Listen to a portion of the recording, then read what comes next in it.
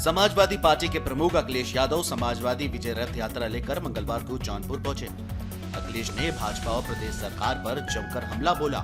उन्होंने कहा कि भाजपा लाल रंग का मायने ही नहीं समझती, ये रंग भावनाओं का होता है। सपा अध्यक्ष ने दावा किया है कि उनकी पार्टी जनता के साथ मिलकर भाजपा को प्रदेश और देश से हटा देगी। इसके साथ ही कहा कि यूपी विधानसभा चुनाव 2022 में समाजवादी पार्टी 400 सीटें जीतेगी। अखिलेश ने कहा कि भाजपा ने चुनावी संकल्प को पूरा नहीं किया है। आप लोगों का समर्थन और आपका भी समर्थन है, क्योंकि सच दिखाओगे तो आपके खिलाफ भी कार्रवाई हो जाएगी।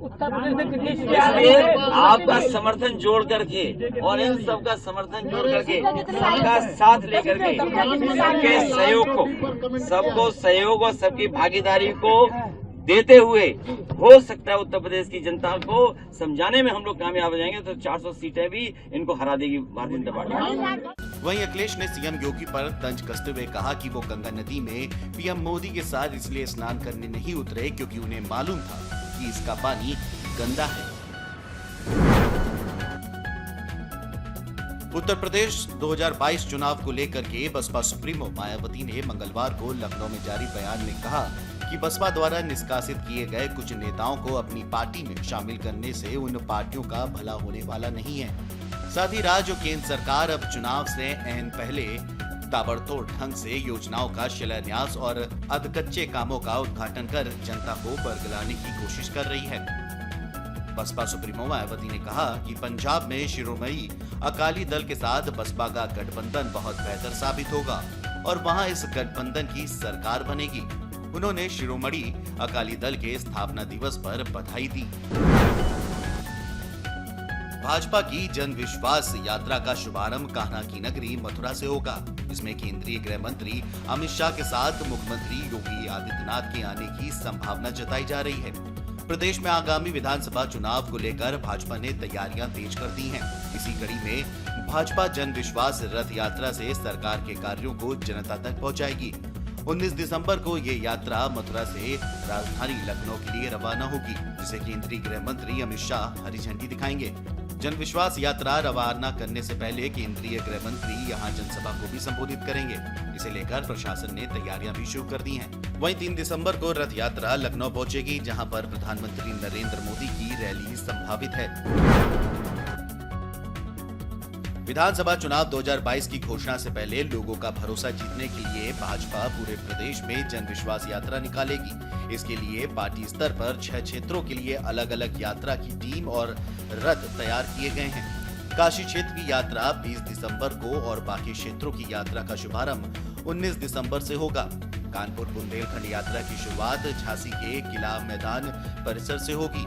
इन सभी यात्राओं की शुरुआत पार्टी के किसी बड़े नेता के माध्यम से होगी, जिसमें प्रधानमंत्री नरेंद्र मोदी, गृह मंत्री अमित शाह, रक्षा मंत्री राजनाथ सिंह और भाजपा के राष्ट्रीय अध्यक्ष जेपी नड्डा, मुख्यमंत्री योगी आदित्यनाथ समेत अन्य बड़े नेताओं का नाम शामिल है। जन विश्वास यात्रा रथ कानपुर बुंदेलखंड क्षेत्र की 52 विधानसभा क्षेत्रों सहित सभी 403 विधानसभा क्षेत्रों में जाएगी।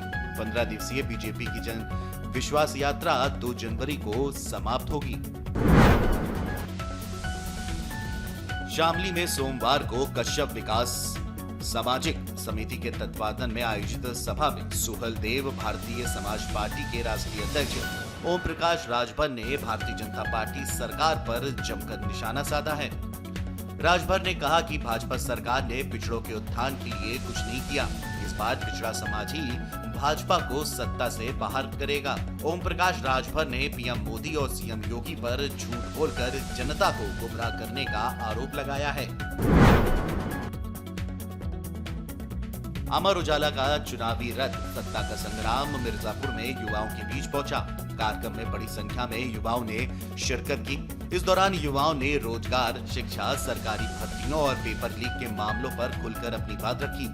मिर्जापुर के ज्यादातर युवाओं का कहना है कि मौजूदा सरकार ने रोजगार और शिक्षा के क्षेत्र में कुछ नहीं किया है। भर्तियां समय पर पूरी नहीं की जाती, ज्यादातर भर्तियां अटकी हुई हैं। बेरोजगारी दूर करने के लिए सरकार ने कोई ठोस कदम नहीं उठाया है। काशी विश्वनाथ धाम का लोकार्पण करने के लिए वाराणसी आए प्रधानमंत्री नरेंद्र मोदी ने अपनी व्यस्तता के बीच भाजपा के शीर्ष नेताओं के साथ यूपी के चुनाव को लेकर मंथन किया। प्रधानमंत्री ने स्पष्ट रूप से कहा कि विधायकों का 5 साल का रिपोर्ट कार्ड देखें। जनता के बीच उनकी पहुंच और लोकप्रियता का फीडबैक संगठन के स्तर से और स्वतंत्र रूप से लिया जाए। इसके बाद कामकाज और लोकप्रियता की मेरिट के आधार पर उम्मीदवार तय करें। उम्मीदवारी तय करने में किसी की पैरोकारी या भाई भतीजावाद कतई न करें। इसके साथ ही प्रधानमंत्री नरेंद्र मोदी ने उत्तर प्रदेश के आगामी विधानसभा चुनाव के लिए जीत का मंत्र देते हुए कहा कि भाजपा के विधायक और सांसद अपने क्षेत्र की विकास परियोजनाओं पर खुद को फोकस करें। देखिए कि कहां किस काम में से देरी हो रही है।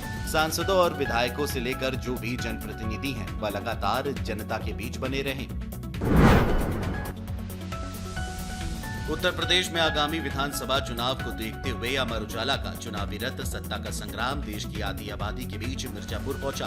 इस दौरान यहां की महिलाओं ने गंदगी, शिक्षा और चिकित्सा के मुद्दे पर खुलकर बात की। इस दौरान कुछ महिलाओं ने वर्तमान सरकार के कामकाज की तारीफ की तो कुछ ने कमियां गिनाई। वहीं मिर्जापुर वेब सीरीज पर सवाल उठाते हुए महिलाओं ने कहा कि असल में मिर्जापुर वैसा नहीं है जैसा कि वेब सीरीज में दिखाया गया है। इस सीरीज के चलते कहीं न कहीं मिर्जापुर की गलत इमेज बनी है। Video desk amarujala.com।